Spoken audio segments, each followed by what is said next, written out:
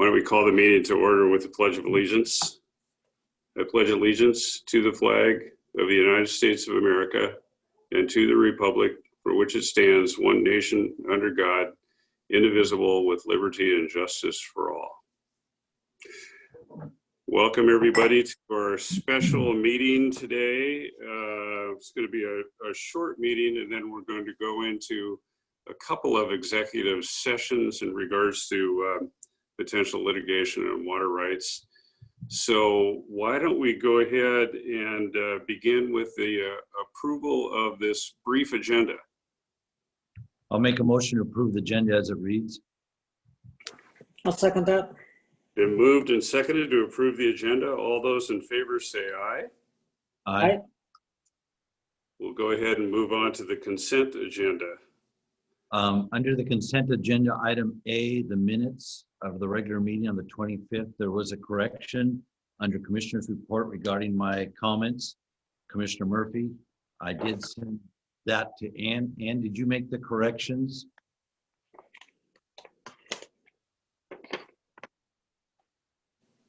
Not hearing.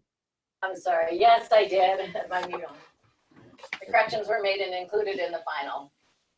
Okay, thank you. Yeah, because it did not read what I felt I said. What was the correct? The correct, it says that I had discussed with a dairy farmer who is going out of dairy business and growing berries. That was to be corrected. I spoke to a dairy farmer who said two farmers were going out of business, and that concerned me, two dairy farmers.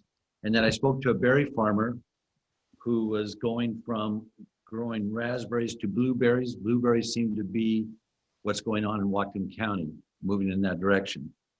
That would be more in line with what I said.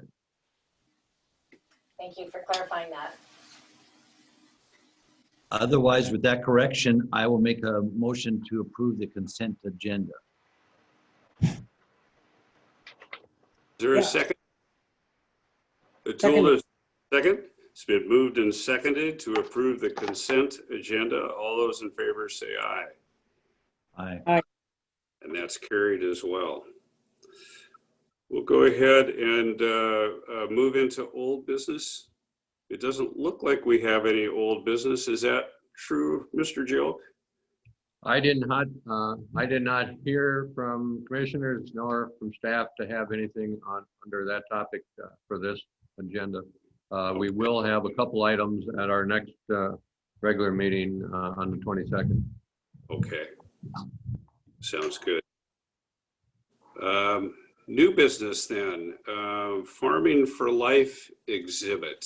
I believe we have a letter that we have received from Brad Rader and the Northwest Washington Fair requesting an opportunity to come and speak with us at our next meeting about the exhibition that they're intending. Just for context here, I think everyone is aware that the Northwest Washington Fair recently built, well, I guess it's been over a year ago now, a new exhibit building right at the entry off of Front Street. That houses exhibits during the fair. Washington State University also has an extension office there. And there's an intention by the farming community to build a state-of-the-art exhibition called Farming for Life. Steve and I met with Brad Rader at his request. Brad is the person spearheading the fundraising effort. We met with him last December about the potential for the PUD to make a donation to the exhibit. And then, of course, COVID hit and everything got put on hold, including the Northwest Washington Fair this year. But we've been contacted again by them. They're redoubling their efforts for fundraising for this. And we thought that this was a great opportunity for the PUD to show its support for the farming community with what I would hope that we would consider to be a fairly substantial donation. And we have talked preliminarily with Brad, if this is something that we decide to do, that the money may be earmarked in some way of telling the story of how water works in the, works in farming, and specifically the conservation efforts that are. Am I still on? Are we still connected here? Yes. Yeah. Oh, we Yeah. are. Okay, I don't see everybody's screen, or I don't see everybody's face on the screen, so you can still hear me. So anyway, the idea would be, as they move forward in the design of the exhibit, that there would be some portion of the exhibit, either individually or woven through this, that water would be a large part of that, how water supports farming and well-paid jobs. They have a state-of-the-art exhibit designer that has experience in farming exhibits, and what he showed us several months ago looked really top-notch. So I think it's something that we could be pretty proud of to be a part of, and as I said, it would be an important way to support the farming community. So it would be my hope that we would have Brad and the new executive director of Northwest Washington Fair, and Steve, I forget his name. I believe it's Chris, correct? Chris Pickering. Yeah, there you go. To come to our next meeting on the 22nd and give the presentation about what they're intending to do, and then we would follow on that day with a consideration of a donation. But I'd like to hear the opinions of the other commissioners on this.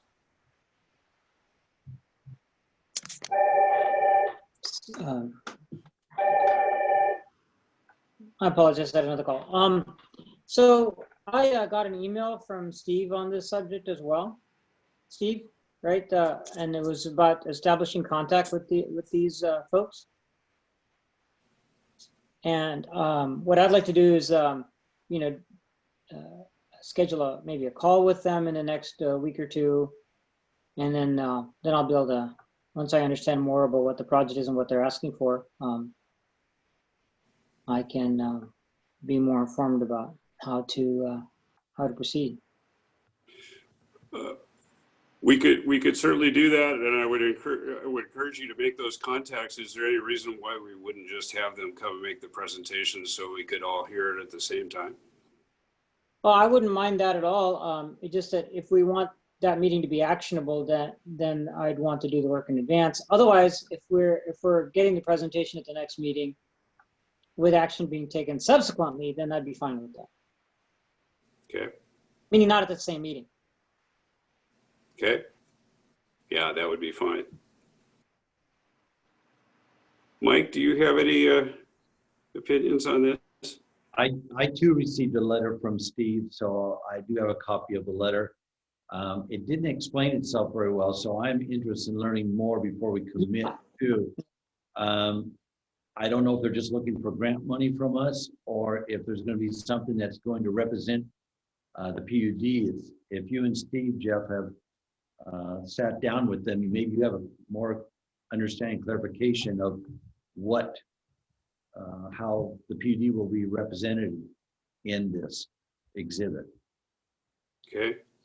Something else that'd be helpful to me, because my tenure is short, is if Steve, if you could prepare a memo for me, and I'm sure the other commissioners wouldn't hurt just for them to see it as well, specifically outlining the organizations we've donated to over the last decade, and then how much we donated and what was our reasoning for that donation. That would be helpful for me. Steve, you're on mute. I think you can hear me. Can you hear me? Yep. Yeah.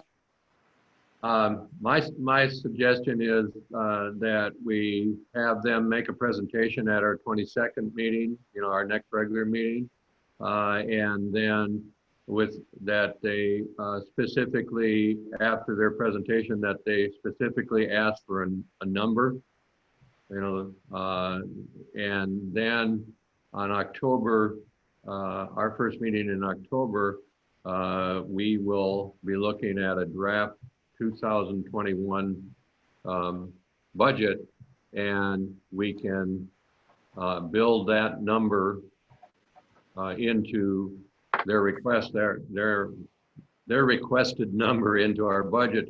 And that's the time that you can take a first look at how that fits into our budget for either the remainder of this year or for 2021. And so then you can make a decision based upon their presentation and how they see, you know, us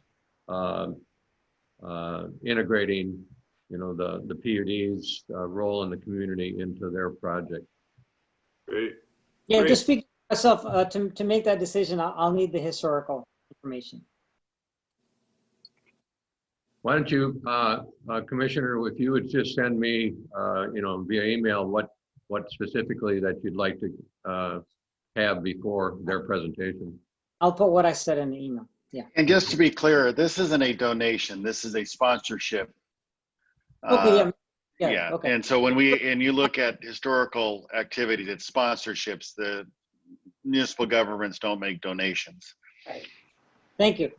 Thank you for that correction. Very good.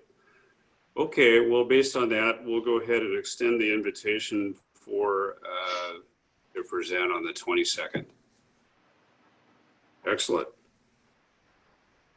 Thank you. Let's move on to General Manager report. I have a few items, Commissioner, mostly just updates. The community was supposed to receive a copy of a report from the Department of Ecology on their report to the state legislature on a recommendation on which, if any, basins in the state that they would recommend moving forward with an adjudication. That was supposed to come out by September 1st. We were advised about a week ago from Ecology. I sent in a request to Ecology asking them for an update on when that report was going to come out. It was supposed to be coming out September 1st. They indicated that now that they expect that to come out by the middle of this month or the 15th or 16th, something like that. And they indicated that we all would get, you know, a copy of that report as soon as it came out. So we're waiting for that. The Department of Ecology has also been working with a task force on defining and creating possible legislative changes around the idea of water banking in the state. That report is now supposed to come out to the legislature October 15th. That also was supposed to have been out around the 1st of September, but we're waiting for that because it could impact the work that the Watershed Management Board has been doing in terms of water banking, water exchange, that concept in the Nooksack Basin. Just a reminder that the WAPUDA Water Workshop is scheduled for September 29th through October 2nd, and that, of course, is going to be virtual.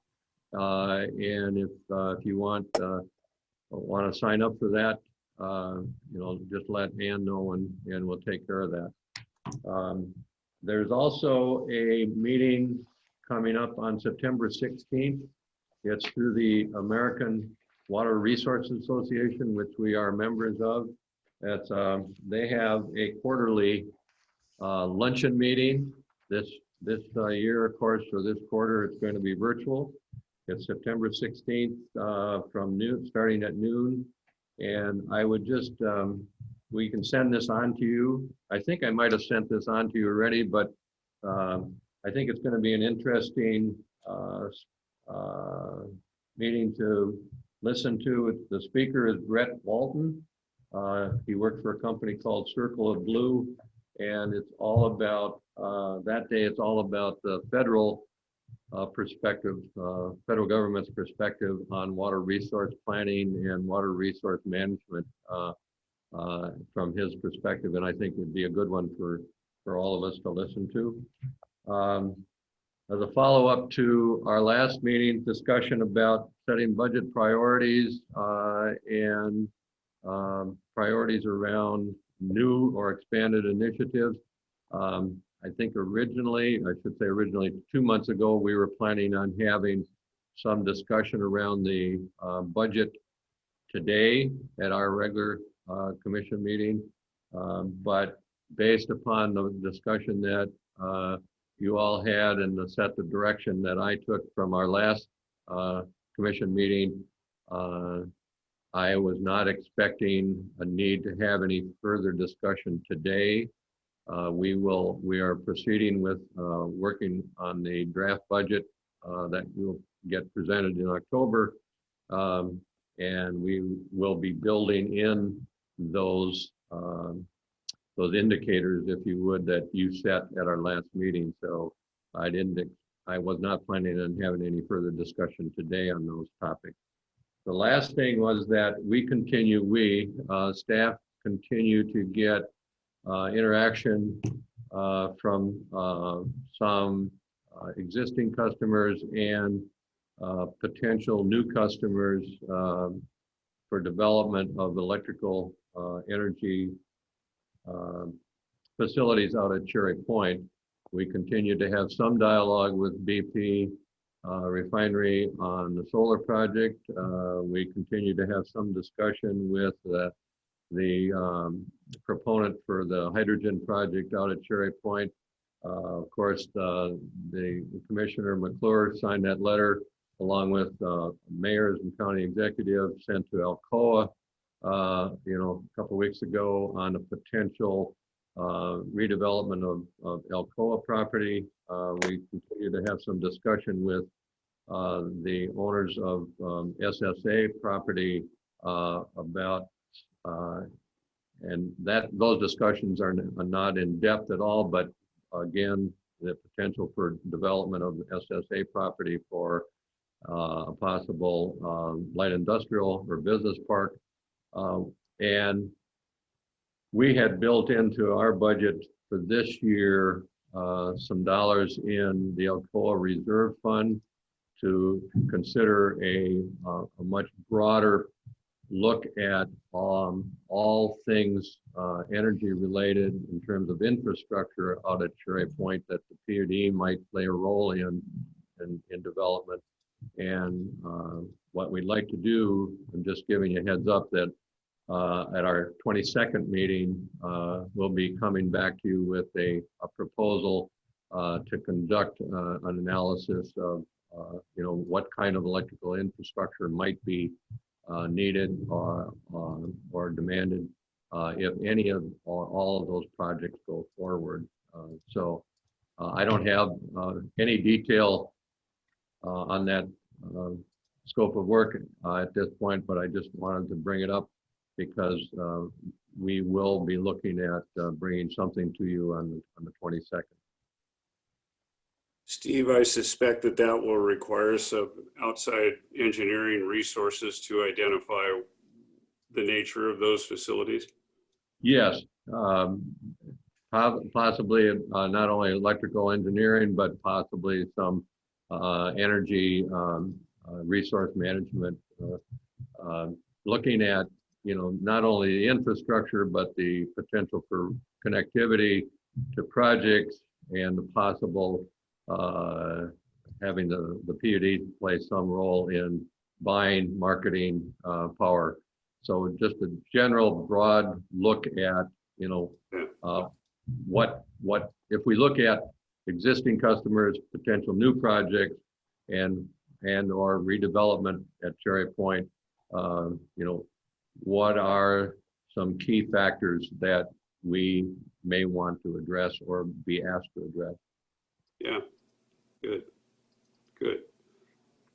So you'll have more specifics on that on the 22nd. Yes. Great. Anything else? That's all I had, Commissioner. Okay, that's quite enough. It's a good list. Yeah, thanks for the update, Steve. Yeah, thank you. Let's move on then to commissioner reports. I think we started with Mike last time. Commissioner Deshmani, would you like to go first? Sure.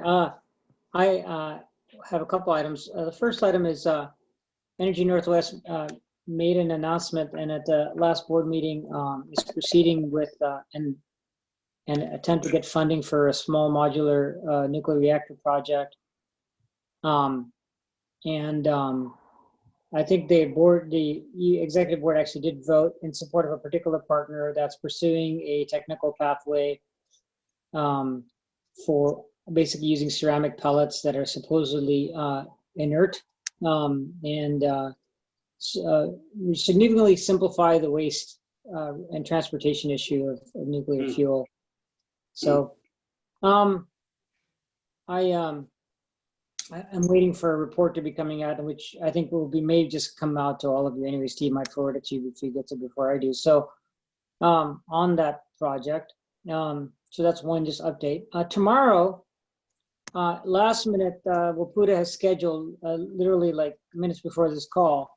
I got an email from Liz Green. I think some of us got it too, Jeff. I think you and Mike are also on distribution list. There's a 10 a.m. call tomorrow on collaborative on the Wapouta working to get a representation on the executive board of the Northwest Public Power Council. And I guess I'd like to ask if we have any thought on that subject, one way or the other, whether we would like to see we see the benefit in Wapouta's greater representation on the Public Power Council. And I'm kind of looking at you, Brian, to see if you've got any insights on that, Steve. And whether in general it's a good idea for us to get Wapouta to get more representation on the Public Power Council, particularly on the executive board. And then, so you can answer in a second. The third thing is, of course, there's a bunch of things happening next week and on the weekend because of Whatcom Water Week. I'm excited about this year's Whatcom Water Week because so many of the things are virtual, and you know, it's really good because in previous years I can't figure out whether I want to attend or not, or whether how beneficial it would be for me to attend a particular lecture or conversation. But this way I can, from the comfort of my own house and maybe even in the garden, if my video isn't turned on, I can benefit from Whatcom Water Week maybe more than I ever have. And so I just wanted to ask everybody who's listening on this call, as well as my colleagues here, to be aware of the events. There's a great website on it. And I'm looking forward to learning a lot more about water over the next week. So, concluding my comments, I'd like input from Steve and Brian on this Public Power Council conversation. Thank you. Brian, do you want to make some comments? Brian, you're muted. Hey, You're Brian, muted. You're muted. Here we go. I don't know if I have a strong opinion one way or another at this point. This has come up in past years, and it was usually voted down by the members of Wapouta, because most of the members of Wapouta are already members of PPC, and particularly the larger PUDs have representation on the executive board of PPC. So I guess in a sense, if the purpose is to provide a voice for the smaller utilities, PPC members, that might be of value, just to have that additional eyes and ears at the PPC meetings and on the executive board. I haven't been following that, so I don't know what the motivation behind it is, but I would suspect that. What can the PPC do for Whatcom PUD and Whatcom County residents? Well, the Public Power Council their main focus is on Bonneville Power Administration. So they're active participants in the power contract negotiations. They're active participants in the biannual rate cases that sets the Bonneville rates for the following 2-year period. So their main role is really regional power issues, transmission and power supply. They get involved in Bonneville budget as it relates to funding fish projects, other, fish and wildlife projects, etc. So they're not an organization that gets involved in resource development or anything like that. So that they're basically a representative for the PUD in all things Bonneville, and they're based in Portland, so they have very easy access to Bonneville staff. Okay. Does that answer your question, Atul? Yeah, it does answer the question, and yeah, thank you, Brian. And just to clarify, it was for small PUD representation at the Public Power Council, and I think I got my answer. Okay. I think I'm not going to say anything. I'm just going to listen to the meeting. Yeah. Okay, thank you. Commissioner Murphy. Yeah, to follow up on what O'Toole is asking and what Brian said, having people to represent the smaller PUDs and more of the counties is in my mind critical, because I have sat in a lot of these meetings over the years where only the very big PUDs control what it seems like controls where most people go. And I think a lot of times the smaller PUDs, and which also leaves out a lot of these counties out of the direction that they should take. So I would encourage, our commissioners, our PUD to get involved with the PPC. So one thing I might add there is basically in support of what Mike is saying is that one of the things that's happened over the years is that the large PUDs and municipal utilities that are members of PPC not only have representation on the executive board, but they have their own legal teams that participate as well in the rate and power contract negotiations. So they can double team because they're large and they are staffed that way. So oftentimes the smaller utility issues don't make it through the process. What are situations where a small PUD has something to offer that a big PUD may not have in the conversation? Well, one issue comes to mind that doesn't necessarily impact us, but years ago I worked for PPC for 1 year, and the smaller rural utilities in the region basically get what's called a low density discount on their power costs. And it's for those utilities that don't have a lot of customers, but they have a lot of infrastructure in terms of lines and, poles, etc. And so their cost of operation relative to their number of customers is high. So Bonneville had provided this low density discount. It's a subsidy, if you will, that these small utilities could take advantage of. The large utilities didn't like it because they're the ones paying that transfer, if you will, that they're covering that cost of that discount. And so that was a big debate years ago about doing away with the low density discount. And at the end of the day, the small utilities did prevail, but it was a fight.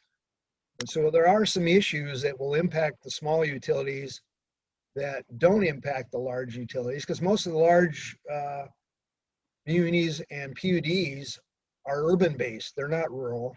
I mean, even the Snohomish PUD has a lot of rural area, but they have a large urban population as well. So there's that mix, that difference there. Thank you. Yes. Good example. Thanks, Brian. Mike, did you have anything more to share? no, that was it. I have nothing. Okay. And just briefly, yesterday, both Atul and I attended a Zoom call with a number of elected leaders around the county. It was an interlocal collaboration meeting that was sponsored by the county and led by Rudd Brown, just investigating ways that local governments can work cooperatively with one another to create efficiencies, particularly in the light of the fact that most everybody is going to be working with reduced budgets. So it's a good discussion, and will continue to go on a monthly basis. And the other thing I wanted to mention is on the subject of everybody's favorite subject, of course, logo and branding. Our designer Heidi Dykman has gone away, taken the comments that she received at I don't think it was the last meeting, I think it was the meeting before that, and is working on some alternative concepts with the intention of bringing that forward at the next meeting on the 22nd. So we'll have quite a lot to cover on the 22nd, but we'll see how that discussion transpires. That's all that I have. And if we have nothing more, I think we'll move quickly to public comment. And is there anyone that would like to comment from the public that you can see? Yes, Rick Merkel. Rick Miracle, welcome. Good morning. A suggestion on the farm display, whatever they're going to do with the fair.